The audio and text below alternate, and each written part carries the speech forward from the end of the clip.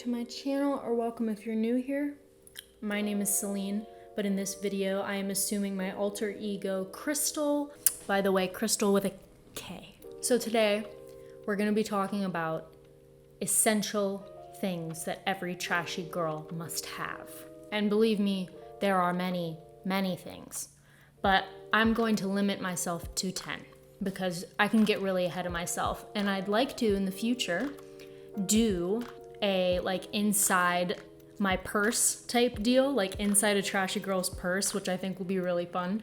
So I want to save some of the things on this particular list for that purse. Basically, this is kind of like a character study of trashy girls. It is a study, not so much an analysis, but observations on trashy girl style. And these particular essentials can be taken from all kinds of different trashy aesthetics. And all of these are just things that I've noticed over the years from my personal observation of my beloved trashy girls.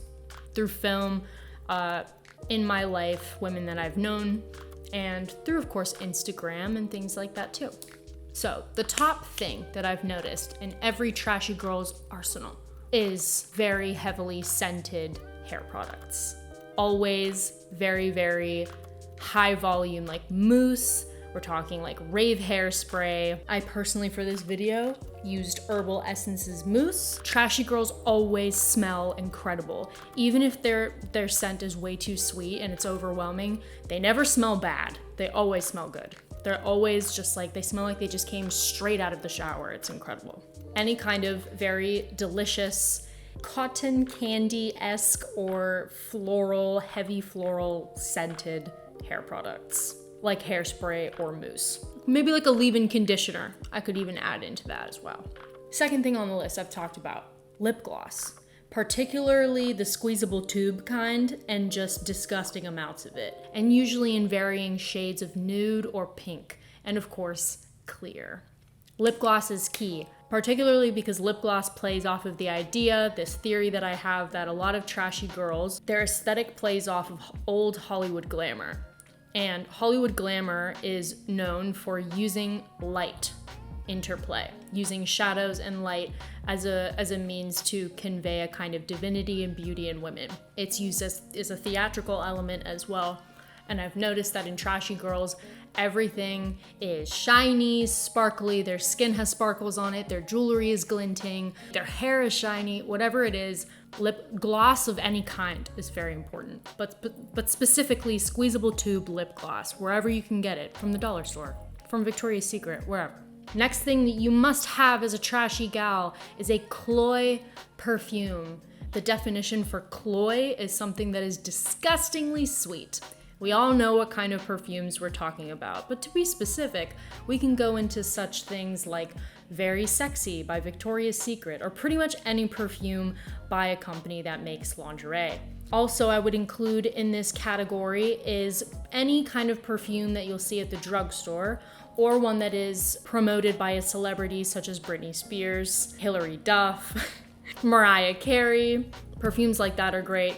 And if you want to go up a tier and you want to spend a couple of bucks, Mugler perfumes are just cheap prostitute from what I've heard. And they come in these bright, like lime green, magenta, purple bottles. They are excellent perfumes. The next thing you will always see a trashy girl have is like old jewelry. Usually it's jewelry that seems like it's like something their grandmother would wear, something that was like an heirloom that was passed down through the family, like multitudes of rings like that. Old gold jewelry with like teeny emeralds and teeny diamonds, and just stacked on stacked, multitudes of them. And the jewelry, very oftentimes, if it isn't just strictly gold, it will be mixtures of gold and silver, or just cheap oxidizing jewelry from like Forever 21, but it usually is like of a gold tone. Very important. Like I said, glinty, reflecting light. You need tons and tons and tons of jewelry to wear all the time. All you have to do really is just go into your mother or grandmother's jewelry box and just put on as much as you can handle.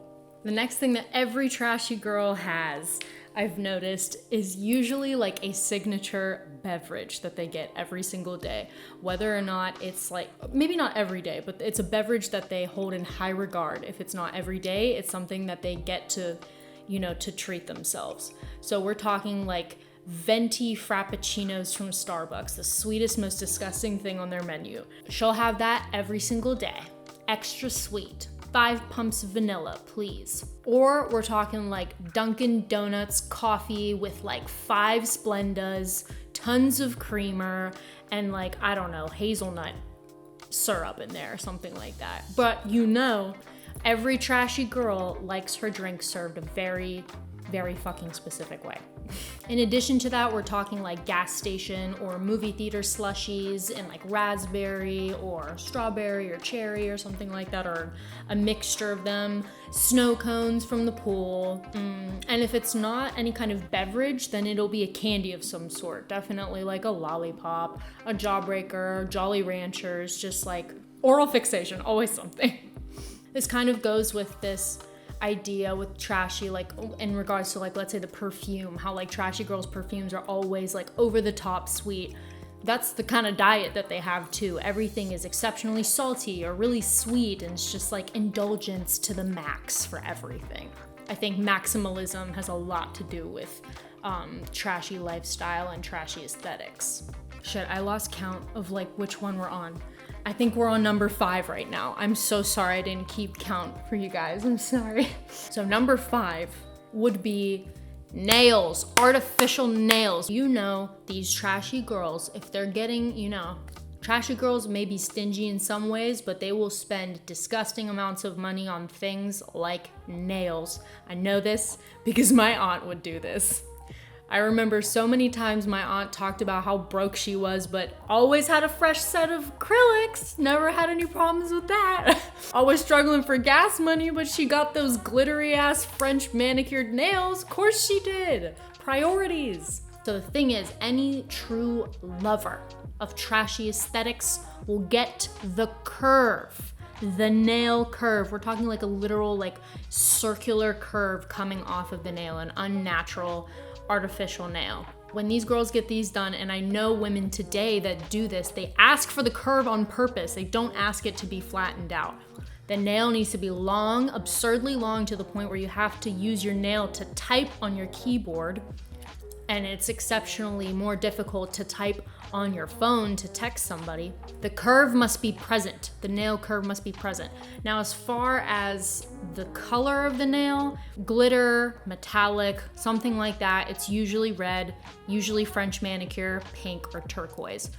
We're not talking patterns here or anything, but if you want to bring up like the old school patterns that they used to do like in the early like 2000s, which they still produce to this day, the kind of like wisps and like the little flowers and the dots and stuff, like that is also very much acceptable. But yes, the curve. Number 6 is probably the most simple out of all of them. Big, big, big, big, big hoops. Tons of them. And make sure that they haven't been polished in a while. Whether or not they're like gold bamboo hoops, like just by themselves or with your name or like a heart in them or something like that, or whether or not they're silver and they're like textured like this. That's pretty much the most simple one, is get yourself some hoops. Any kind, anywhere. You can find them anywhere. Number 7, anything metallic and anything animal print goes. Especially when we're talking about shoes, we're talking about jackets, outerwear, accessories, things like that, purses, like your makeup bag, anything goes if it's metallic or if it's animal print. Those are not, there is no question. That has to be there because the philosophy behind trashy aesthetics is that sex appeal is at the foundation of everything, and you need animalistic influences in your daily life. So get yourself some leopard print and get yourself something absurdly shiny and like a really, really tacky ass color.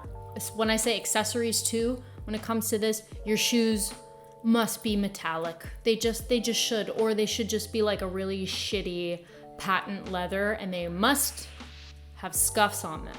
Number 8, since we're on the subject of clothes, push-up bras. Wear 2 of them if you want, stuff them with socks. but they must be vibrant and way too sexual for everyday life. They need to be visible almost at all times, whether or not it's like the straps that are showing, if it's showing through the shirt, if the cup is showing, whatever it is, it should be visible at some point. Underwear, not really, but definitely like a little slippage of like a G-string, like a lime green G-string or something like that is never hurt anybody. Are we on 9? I'm getting so into this I forget. Number 9 is gum. Chew gum until you get TMJ, pretty much. As far as flavoring goes, it's totally up to you. Make a stylistic choice. If you want juicy fruit, go ahead. Hubba Bubba, have a few in your bag. But oftentimes, it's spearmint or like winter fresh or something like that. Yeah, just always chew gum. It's very much responsible for how a lot of girls talk. And it also adds to their attitude too. Like you're just, just like how you're a different person when you have nails, when you just got your nails done or you just got a BBL, chewing gum changes the way you act. It just does.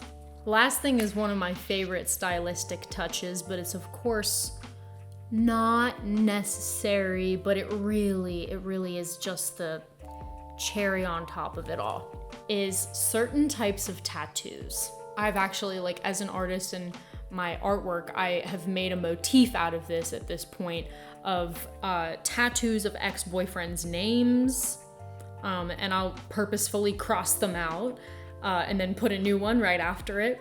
So oftentimes, yeah, it's an ex-boyfriend's name or a child's name or a current boyfriend or husband or girlfriend. I don't know. But a name, and it must be in script. If it's not a name, then oftentimes you'll see stars, you'll see literal faces of like babies or like nephews or nieces, religious symbolism or like literal scripture, feathers too. But yeah, definitely a lot of that. And oftentimes the placements of them are very important too. Like oftentimes I see them on the breast area. I see them on the neck. I see them, of course, like most tattoos are on your bicep. On the feet. A lot of trashy girls have tattoos on their feet. Can you tell me why? Because I don't know. A lot of the tattoos will relate to love or triumph, I've noticed. Yeah.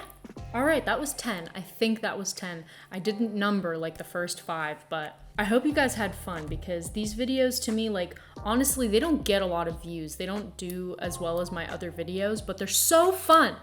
They're so fun. I love doing them anyway. I hope you guys understand someday why I love trashy girls so much. I just always have thought that they are so put together in their own special way that they just symbolize to me just a kind of corrupted glamour, femininity, but just, provocative and extreme in its own way. I'm absolutely enamored with trashy women. That's the end of this video. I hope you guys enjoyed it. Let me know what you think in the comments. Add to this list. Please let me know like any trashy details, trashy items specifically that you think should be on this list, or if I should make another video or whatever. Don't forget to like and subscribe, pretty please. Tell your friends, and I will see you guys next week. Sorry this video was late.